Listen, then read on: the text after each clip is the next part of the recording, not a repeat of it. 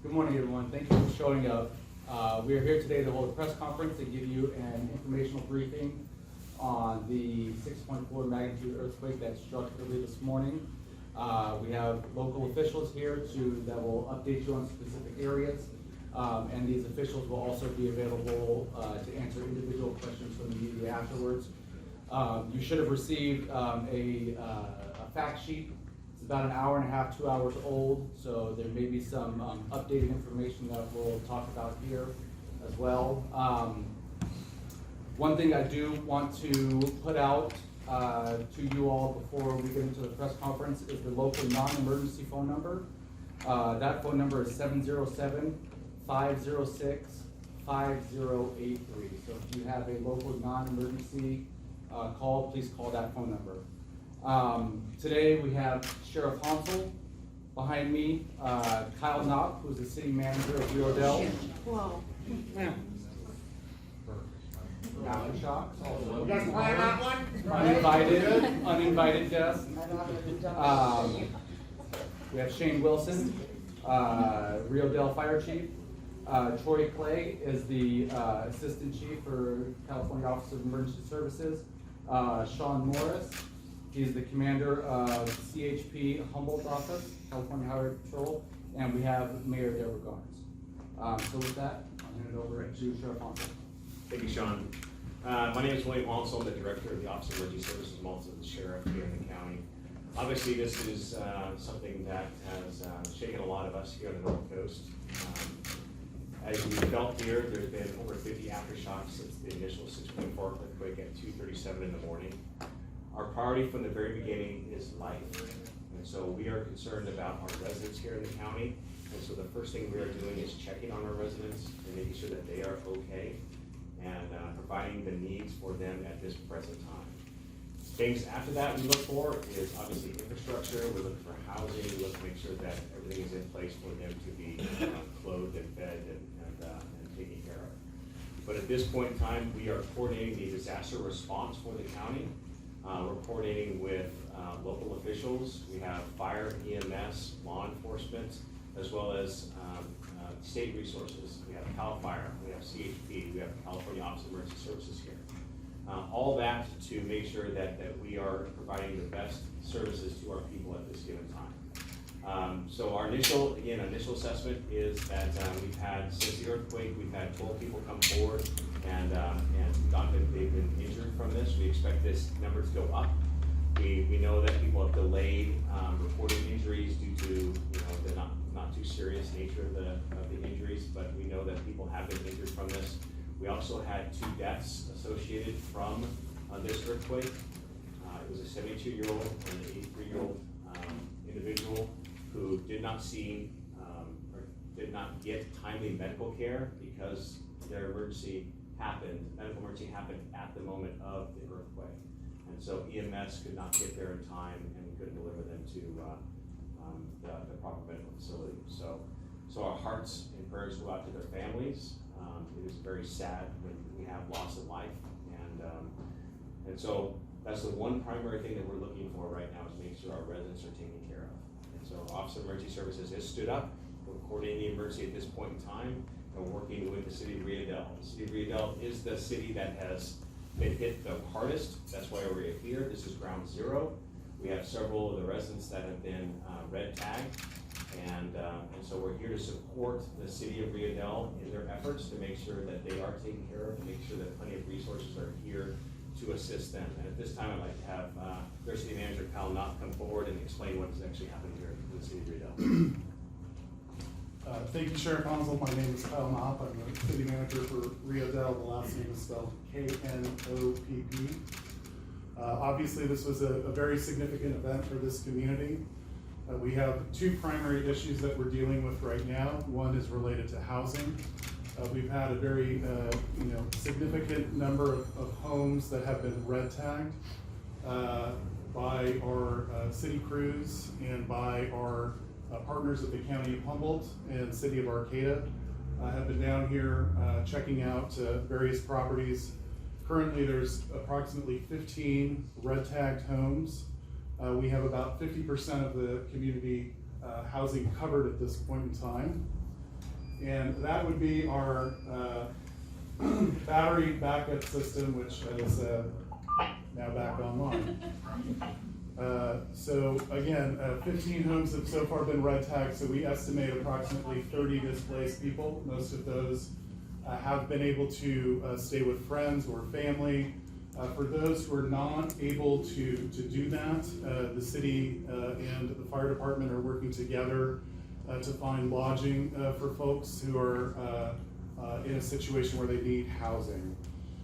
So in addition to the red tag homes, which means that they're not suitable for occupation, we also have at least 18 homes that are yellow tagged, so they have non-life-threatening conditions. So housing is one of the big issues here. Certainly this is a larger problem that one of the largest problems we've ever seen, this number of homes red tagged. We also have a major problem with water at the moment. Currently in the city of Rio Dell, the water system is not active. So if you turn on your tap, no water will come out, your toilets won't flush, all of those problems. We're working diligently on this, but unfortunately at this point in time, I do not believe that we will have water restored to the city by this evening. So we're looking at potentially 24 to 48 hour situation with no running water. In order to combat that, we have a distribution point at the fire hall for bottled water. We also have portable B&B toilets you may have noticed in the parking lot and in various other locations in town for folks to use in the meantime. So the water system, unfortunately, just has a number of gaps and cracks in the system that are leaking water, and we need to maintain the tank reserves for firefighting purposes. So if there is a follow-up aftershock, if there's additional fires in town, we can still release water from the tanks to power and supply the fire hydrants in the community, so that shouldn't be a problem. I do want to thank our partners, Sheriff Hansel, who was just up here just a moment ago. Michelle Bushnell, County Supervisor, has been tremendous, along with John Ford. Alicia Hayes and others, the city of Arcata, have been tremendously helpful. But this is a disaster that really impacts the broader Humboldt County. So power is out in most regions in the county. There's been significant damage in other areas, but it has been acute here in Rio Dell. I do want to also just mention that at 4:30 p.m. in this room, City Council will be holding a special emergency session to make a disaster declaration, which is necessary work to forward this on to the upper levels of government, the state and federal level. So with that, I think I'm turning it over here to Shane Wilson, who's Rio Dell's volunteer fire department chief. Thank you. Thank you, and welcome everybody. It's been a busy morning, so I apologize I didn't have time to put my uniform on just after 3 o'clock. We were just, well, not really dispatched. We basically woke up and just assembled at the fire station. Basically, we all started in our own neighborhoods of where we live in proximity, helping our neighbors, securing utilities, gas line, gas meters, water leaks, and other things that were just in our immediate response closest to our homes. And then the fire department assembled at the station. Significant issues getting our apparatus out of the station to respond. Our doors were either off the hinges or unable to open, so that was a significant delay. However, we did manage to get some doors pried open and lifted so that we could remove at least 3 of our engines at the Rio Dell station and then 1 of our engines from Scotia. We deployed all of that apparatus respond to calls that were coming in from the ECC in Fortuna, from CAL FIRE, as well as just walk-in or phone call or just flag down reports. Estimation is around 40 to 50 calls in the first half hour. And we did the best we could with what we had. CAL FIRE was gracious enough to send us down 2 apparatus that assisted us tremendously, as well as some utilities, pickups with firefighters in them. And they helped out with triage and going around assisting the residents of Rio Dell. Scotia was very minimally impacted. That is within our fire district. We did have 3 calls over in Scotia, but they were fairly minor, and the significant calls were here in town. Medical aids were at a surprisingly low number. I believe we responded to 8 medical aids, mostly minor injury, and then of course 1 cardiac, which was our most significant incident. We had 2 structure fires that were reported. One of them was an actual fire with a hot water heater in a building collapse, and that was mitigated quickly by crews. The second was a debris fire that was reported as a structure, and that was mitigated as well. I'd like to thank Arcata Fire for also sending an engine down early this morning. Yeah, it was a trying morning. Our crews did the best they could, and we're just here to help. So, with that, any questions? Happy to answer. Or are we doing that? Let's go to CHP. Okay. And thank you to all our partners, and we really appreciate your help. Thank you, Chief. My name is Captain Sean Morris. I'm with the California Highway Patrol. I'm the commander of the Humboldt CHP office. Throughout the CHP's history, the department has responded to and provided law enforcement assistance at a wide range of emergency events, such as fires, floods, earthquakes, and other emergencies that necessitate the safe and efficient movement of community members, goods, and emergency supplies. During earthquake incidents like this, the California Highway Patrol's primary mission is to ensure and maintain public safety, and if needed, assist in evacuation efforts. As soon as this incident occurred at 2:37 this morning, CHP officers from the Humboldt area CHP, Garberville area CHP, and Crescent City area CHP began systematically conducting damage assessments throughout their respective counties. The majority of the damage in this incident was noted in Humboldt County. We are currently working with our law enforcement and public safety partners to include Cal OES, Caltrans, Humboldt County Sheriff's Department, and CAL FIRE to mitigate this emergency as quickly as possible. The CHP currently has approximately 12 uniformed officers fully dedicated to this incident. At this point, the CHP is supporting Caltrans at a closure near State Route 211 at Fernbridge, which is currently closed. Additionally, the Humboldt CHP area has command staff along with Cal OES at the Incident Command Post at the Humboldt County Sheriff's Office of Emergency Services. The CHP will continue to provide dedicated personnel until this incident has been mitigated. Thank you. Hello, yes. Good afternoon, Troy Clegg, and I represent the Governor's Office of Emergency Services. I'm with the Law Branch. You have the Fire Branch and Response and Recovery as well. And we respond out to support the Chief of Police and the Sheriff with resources and personnel during the incident. Fortunately, we haven't had to use those resources as of yet, but we have them on standby. Hopefully we don't need them, but we have them ready to go to support whatever you guys need. So that's all I have. Be safe, and thank you very much. Chief, do you have? My name is Greg Allen, KLLEN, and I'm the Chief of Police here in Rio Dell. For many of us, this is a tough day. It started at 2:37, and most of us were asleep. That joke hit us pretty hard. Those that are here today also had to check in on their own families, besides working with their community. I had to check on my own family before responding here. It was a pretty tough day, but I had to bring my family here to work with me because I was afraid of the aftershocks. Those aftershocks continue, as the sheriff said. And so that's our main goal right now, is to watch the safety of the city of Rio Dell. Some of the infrastructure is damaged, yes, but we will survive. We will continue to rebuild the city. We also will keep it safe. As nighttime rolls on, there's always those that may want to take advantage.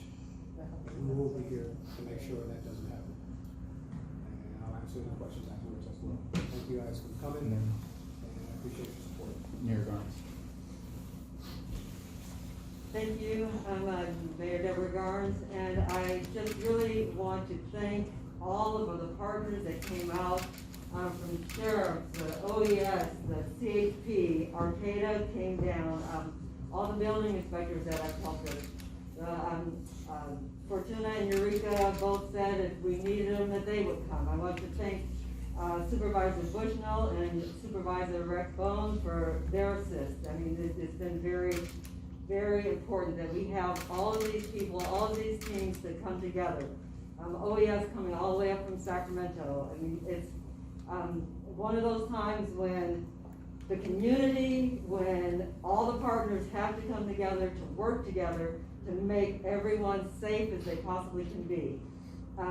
You know, what I would like to put out to the community is if you need help, make sure you call the fire department or call the city.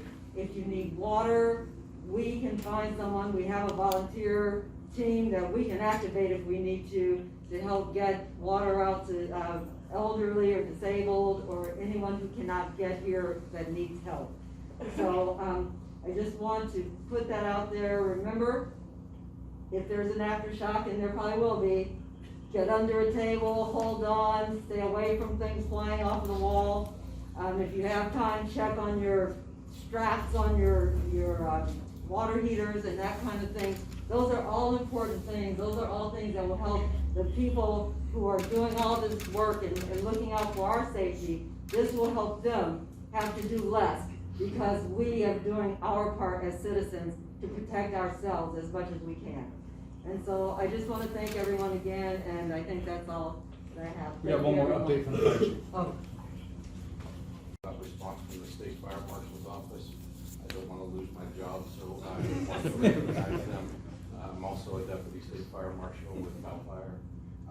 They immediately sent division chiefs and supervisors, field deputies over from the Redding, Chico, Sacramento area. We have 5 deputies in the area now, checking not only helping us with Rio Dell, but also the other state facilities in Fortuna, Eureka, Arcata, Humboldt, you know, all the main state stakeholders, and but they were here first and helped us with our schools in our local area, so appreciate that as well. Red Cross.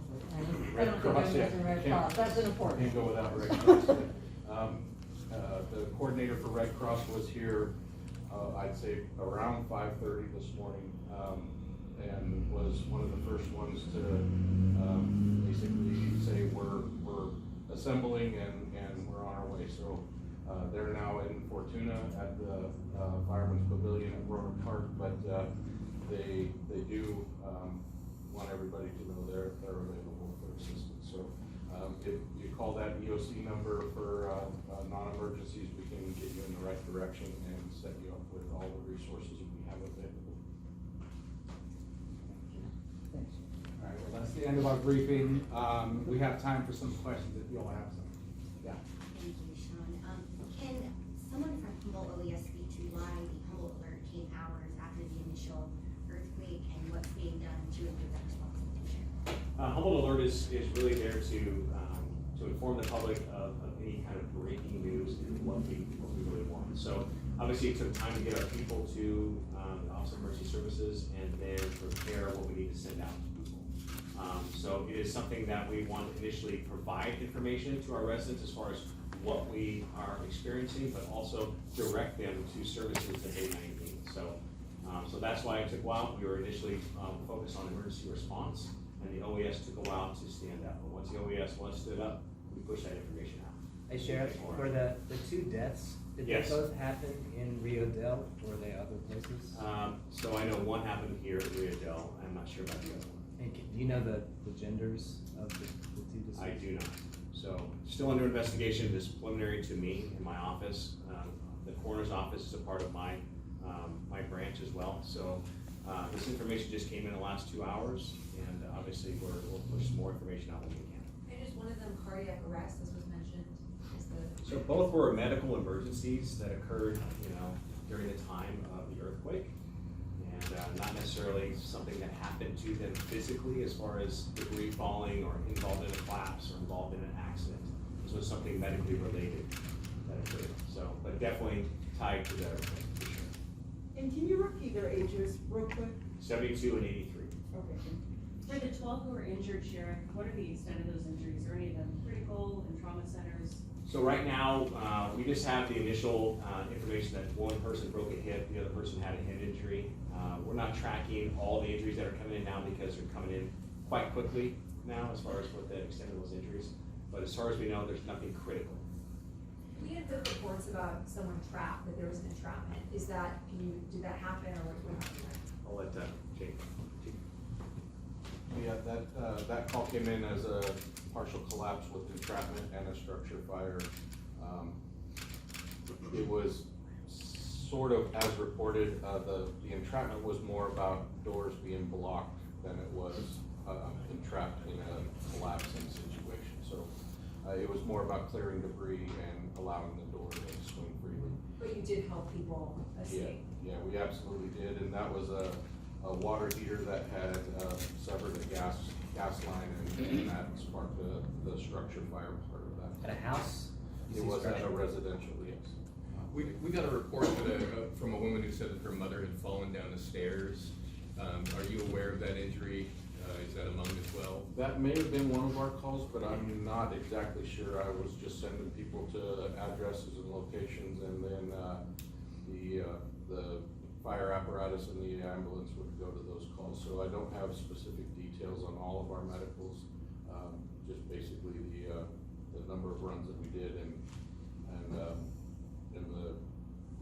medical situations that, to my knowledge, were minor injury in our area. Most were self-transported because of the delay of ambulance service, and so that's really all the information I have. How long did it take to free the engines from the fire station, and did that affect getting EMS to the individuals who died? No, the delay on the individuals, that was after the doors were freed. The delay was more of the depletion of the ambulance service in the county. There was some travel time. A lot of ambulances came from Eureka or Garberville. The local Fortuna and Scotia ambulance was depleted fairly quickly, and so we were waiting for an ambulance to arrive. But the delay in fire apparatus was around 15 minutes before we could actually get our engines and our rescues out of the apparatus.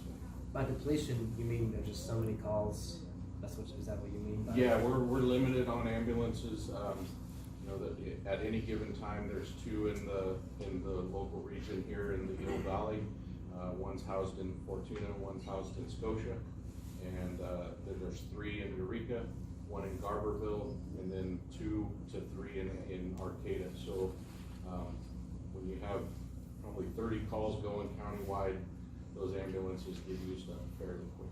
How many families or people would you say are displaced right now? I will let Kyle answer that. You have the exact number? Sure. Thank you. Right now, we have currently covered approximately 50% of the properties, residential properties in the city of Rio Dell. Currently, we have 15 red tag structures. So we estimate approximately 2.5 residences per residents per household. So that would be right now 30 displaced individuals. However, our estimate is that we could see as many as 100 to 150 ultimately displaced. Now, Rio Dell is a small community. Humboldt County is a relatively small community. It's very common for people to have family members, close friends that they're able to temporarily live with, so those displaced individuals. Most of those currently are not requesting assistance from the city or from the fire department. So again, we have placed one individual into a hotel currently. We are also right now investigating a specific situation involving a household of about 3 individuals in terms of their placement needs. So this is going to be, I think, kind of an evolving situation as people, one is the properties are inspected, and 2 is people realize the condition of their own structures that they're living in. The water situation, what's with the backup generators offline, what's the deal? So right now, the backup generator is actually functioning at a limited capacity. There are some manufacturer issues related to that that require a tech to come out and look at that. So we have been able to secure actually multiple generators to replace that, so it should be back online shortly. Thank you. Yellow tag means you can be in the building, it's just damaged? Yeah, so you might, yellow tag, an example might be if your porch fell off, it's not really structural, but it's, you know, not life-threatening, but a red tag is, yeah, it's highly risky. One of the things we are concerned about, and as we started this press conference, we did get a small aftershock, but there can be substantially larger aftershocks. And so people in yellow tag buildings need to be aware that they're in yellow tag buildings, and we need to make sure that people are not occupying red tag buildings, because that's a very high threat to them. How do you know what your house is, whether it's red or yellow or? So the city and our partners in the county of Humboldt, city of Arcata, we have multiple inspection teams out in the city right now. And so if your house is yellow tag, you'll literally have a yellow tag on the front door. If it's red tag, same thing. With the water situation, I passed a vehicle, it was a truck and trailer full of water bottle cases. Yes. Is that, maybe it's for PG&E crews, I wasn't sure, but is that something that's going in for residents? Most likely that is for the residents. So we have placed multiple orders for multiple, both OES and also privately to get water bottles into the community. So they're being distributed at the fire hall. Kyle, do you know if the red tag residents have earthquake insurance, and if not, FEMA eventually involved? So it's a complex question because each individual property is you know, very specific to what kind of insurance coverage people have on their properties. Some of these are rental properties. There's a fairly high percentage of properties in Rio Dell that are rental properties, so the owners are impacted as well as the actual tenants. So it kind of depends on each unique situation. It says on the fact sheet that the Red Cross emergency shelter would be set up in Fortuna at 1:30. Is that kind of operational and are any displaced people there? So I'm not sure if it's been technically classified as a shelter, but it is currently a gathering point. Right now in the city of Rio Dell, we don't have water, and so at the city of Fortuna, they do have water. So those type of emergency centers are going to be located primarily in Fortuna for the time being. And do you know if any displaced people are currently utilizing their services? My understanding is there's 2, but I expect the number to grow. I know you said you inspected about 50% of the residences here. Do you expect full inspection to happen by the end of the night, or what is it? We are going to pick up the inspection again in the morning, so we expect hopefully by midday to have 95+% completed tomorrow. Is there a portion of the city that's seen the most damage as opposed to other areas? So it appears to be the north end of the community. Northeast is what we have identified so far. There are other neighborhoods that are not as impacted, but you know, the geology of the ground is different, you know, from one stretch to another. Can anyone talk about the power situation? I see PG&E isn't here, but like what's happening with that, and are there impacts beyond this in Humboldt County that you're seeing of, you know, people who have medical needs or what have you? Yeah, so my understanding is PG&E will not be activating power in this area until sometime tomorrow. Okay. The question is kind of up in the air. It's a safety issue regarding gas lines. So areas of the county that are not, that do not have gas line services, so for example, the Garberville area, I believe Southern Humboldt's lights have been switched on, so that those power grids are back on. But right now in Rio Dell, because we do have natural gas lines here, they're gonna remain off until PG&E is certain that it's safe for those lines to be turned back on. For the water issue, do you foresee when water does come back on, is it going to be safe, or do you think there'll be some sort of boil notice? So there will be a boil notice, because the system's been essentially depressurized right now. There will have to be a whole series of tests. So the water is not suitable for drinking if something does come out of your tap. You need to have it boiled, or preferably just come down to the fire hall and pick up some bottled water for the time being. We got one report that power was back in Scotia, is that accurate? I don't know if that's true or not. I have not heard about that. Does anybody? I don't think Only Scotia. power on in Scotia that I know of is the HRC property, they have their own power source. Yeah, Scotia also has its own power plant, and so it may be that the mill there is operating. Is there any timeline on the bridge reopening? So the northbound The 101. Fern Bridge? Yeah, Oh. 211. Fern Bridge, I don't have any information on. Okay. I know CHP, there was do you know? discussion, earlier this morning about another emergency, kind of gathering place, being located here at Rio Dell at an elementary school. Was that not? So right now that's on hold because in order to really have an adequate shelter, you need to have water and sewer at a bare minimum. So that's why we are encouraging folks to utilize, who feel that they need to utilize that, such a facility, to utilize the pavilion in Fortuna.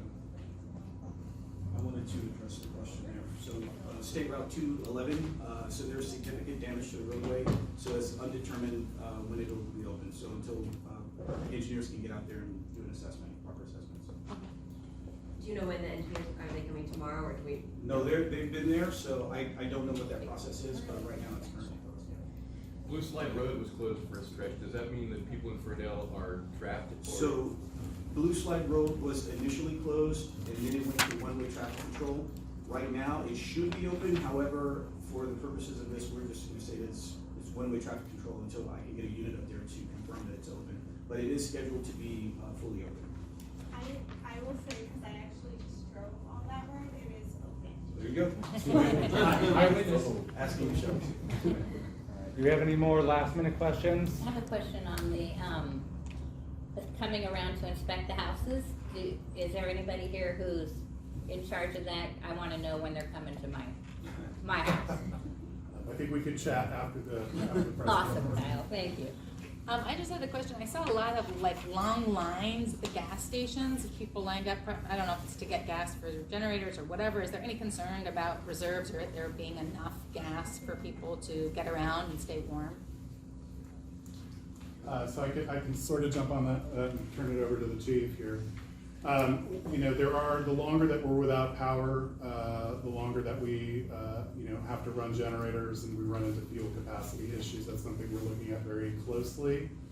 In terms of the backup generator power that right now is running our wastewater system and so we are looking into securing additional fuel supplies to cover that.